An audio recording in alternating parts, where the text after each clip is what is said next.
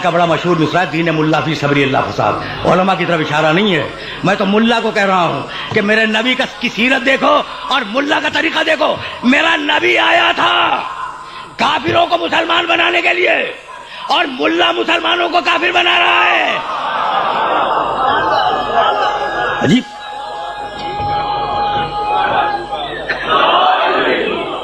میں نے زحمت دی نا تو اب میں روک رہا ہوں، جیسا قرآن ویسا میرا نبی، اور جیسا میرا نبی ویسا قرآن، دونوں برابر ہیں یا نہیں ہیں؟ اچھا، اب اگر میں اپنی بات کو خود رد کر دوں تو پھر اسے بھی مان لینا، نہیں قرآن اور نبی برابر نہیں ہے۔ اب تم پوچھو گے نا یہ کیا ہو گیا، اب تک تو یہ ثابت کر رہے تھے کہ قرآن اور نبی برابر ہیں اور ابھی کہہ رہے ہیں قرآن اور نبی برابر نہیں۔ بھئی اگر میں دلیل نہ دے سکا تو میری بات نہ ماننا، اور اگر میں دلیل دے دوں تو بس میری بات مانو، اور یہی گفتگو کا آخری مرحلہ ہے۔ اب تک میں کہہ رہا تھا قرآن و نبی برابر ہیں، اور اب میرا دعویٰ ہے کہ اللہ اگر اپنے نبی کو اپنے ہی قرآن سے بڑا کر دے تو میں کیا کروں؟ اپنے نبی کو اپنے ہی قرآن سے بڑا کر دے تو میں کیا کروں؟ کوئی نئی آیت نہیں پڑھوں گا، دونوں پرانی آیتیں جو بھی پڑھ کے گیا ہوں انہیں تمہارے سامنے پیش کر دوں گا۔ وَنَزَّلْنَا عَلَيْكَ الْكِتَابَ تِبْيَانًا لِكُلِّ شَيْءٍ وَهُدًى وَرَحْمَةً وَبُشْرَىٰ لِلْمُسْلِمِينَ۔ قرآن رحمت ہے للمسلمین، قرآن رحمت ہے للمسلمین، اور میرا نبی وَمَا أَرْسَلْنَاكَ إِلَّا رَحْمَةً لِلْعَالَمِينَ۔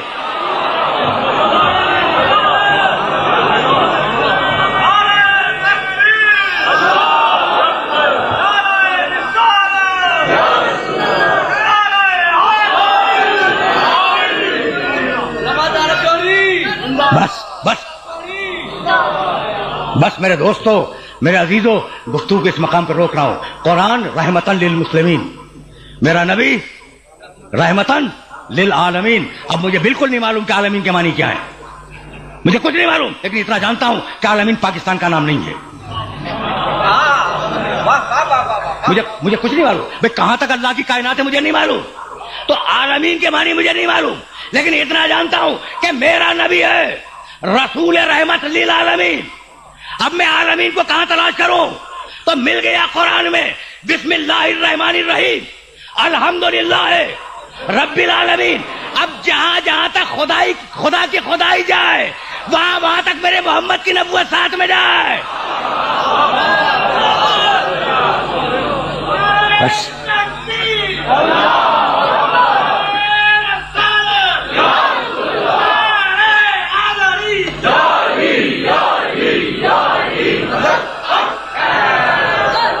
تو یاد رکھو گے نا کہ میرا نبی بڑا ہے قرآن مجید سے، تو اب جو اجزاء ہوں گے میرے نبی کے، ان کے متعلق تمہارا فتویٰ کیا ہے؟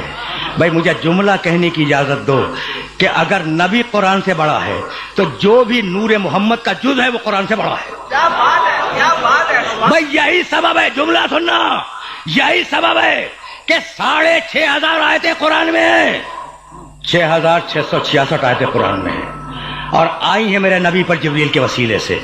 جب بھی کوئی آیت آئی کیا میرا نبی کھڑا ہوا؟ ایک مرتبہ بھی نہیں کھڑا ہوا، ایک مرتبہ بھی نہیں کھڑا ہوا۔ میرا نبی قرآن کے لیے کھڑا نہیں ہوا، لیکن جب سجدہ آئی ہے میرا نبی اٹھ کے کھڑا ہوا ہے۔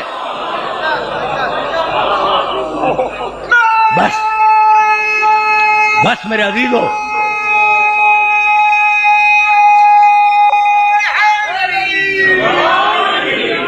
میں نے زحمت دی، تو اب ایک جملہ سنو، اور یہ جملہ اس قابل ہے کہ اسے اپنے ذہنوں میں محفوظ رکھ لینا۔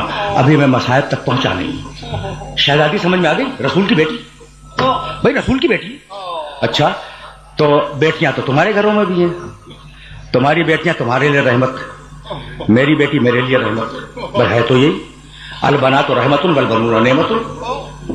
پیغمبر اکرم کا فرمان ہے کہ بیٹیاں رحمت ہیں، ہے نا؟ تو اگر تمہارے گھر میں بیٹی ہے تو تمہارے لیے رحمت ہے، میرے گھر میں اگر بیٹی ہے تو میرے لیے رحمت ہے۔ طے ہو گئی بات؟ ہر باپ کے لیے اس کی بیٹی رحمت ہے۔ اب میرا جملہ اگر برداشت کر سکو تو برداشت کرنا۔ محمد رسول اللہ اس انسان کا نام ہے جو عالمین کے لیے رحمت ہو جائے، جو عالمین کے لیے رحمت ہو، اس کا نام ہے محمد۔ اور جو محمد کے لیے رحمت ہو اس کا نام ہے فاطمہ زہرا.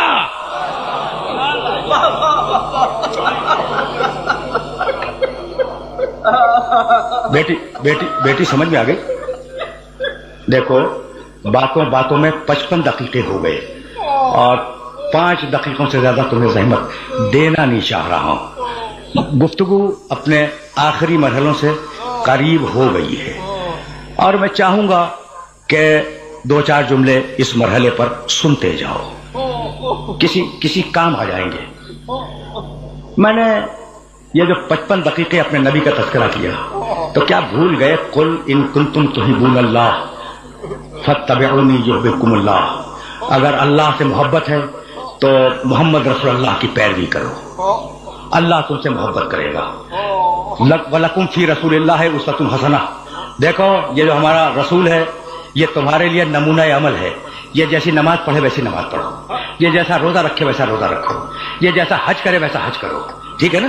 یعنی رسول جو کر دے وہ حجت ہے. ٹھیک. بہت سی نمازیں ایسی ہیں جو کچھ زور سے ہیں کچھ آہستہ ہیں. ٹھیک ہے نا؟ اچھا، مرد کے لیے حج میں احرام ہے، عورت کے لیے احرام نہیں ہے.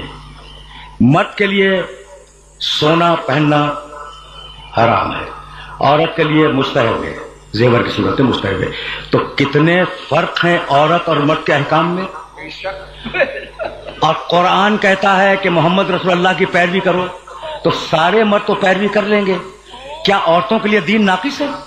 تو جس طریقے سے محمد رسول اللہ مردوں کے لیے نمونے عمل ہے، اسی طریقے سے میرے رسول کی بیٹی عورتوں کے لیے نمونے عمل ہے. سمجھ رہے ہو بات کو؟ جس طریقے سے میرا نبی مردوں کے لیے نمونے عمل ہے، اسی طریقے سے میرے نبی کی بیٹی عورتوں کے لیے نمونے عمل ہے. تو اب مجھے کہنے کی اجازت دینا کہ رسول ہی کے زمانے میں رسالت کا ایک رخ سیدہ انجام دے رہی ہے، ہدایت کا ایک رخ سیدہ انجام دے رہی ہے. رسول مردوں کو اپنا اسوہ بتلا رہے ہیں، اپنا عمل بتلا رہے ہیں. سیدہ رسول کے نیابت میں عورتوں کو اپنا نمونہ عمل بتلا رہی ہے. تو یہ جو رسول بیٹی کو دیکھ کر کھڑے ہو جاتے تھے تو یہ کوئی باپ کی محبت نہیں تھی، بلکہ ایک ہادی دوسرے ہادی کا احترام کرتا تھا. تقریر اس مرحلے پر اختتام پذیر ہوئی اور اب اس سے زیادہ زحمت نہیں دوں گا، لیکن جہاں لے آیا ہوں وہاں تم سے ایک سوال ضرور کروں گا. یہ کون ہے جو نیابت رسول میں عورتوں کے لیے فریضہ ہدایت کو انجام دیتی ہے؟ یہ بیٹی کون ہے جو رسول کے لیے رحمت ہے؟ بھائی یہی تو صورتحال ہے نا. اچھا، یہ ہے کون؟ سیدۃ نساء العالمین، عالمین کی عورتوں کے سردار ہے. کیا کمال کی بات ہے. میرے نبی نے کیا مستحکم جملہ فرمایا ہے. 3 طریقوں سے یہ روایت آئی ہے میرے نبی سے. انہا سیدۃ نساء العالمین، یہ عالمین کی عورتوں کے سردار ہیں. انہا سیدۃ نساء الجنہ، یہ جنت کی عورتوں کے سردار ہیں. انہا سیدۃ اہل الجنہ، یہ جنت والوں کے سردار ہیں.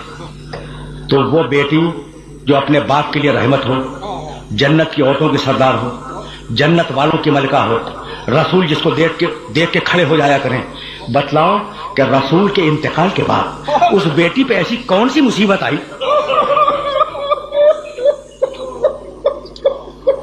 اجرکم اللہ. دیکھو میں نے تو ایک سوال کیا تھا اور تمہاری آوازیں بلند ہو گئی. اب زیادہ زحمت سماعت نہیں ہے، میں بہت کم مصائب پڑھنے کا عادی ہوں، انتہائی کم مصائب پڑھتا ہوں.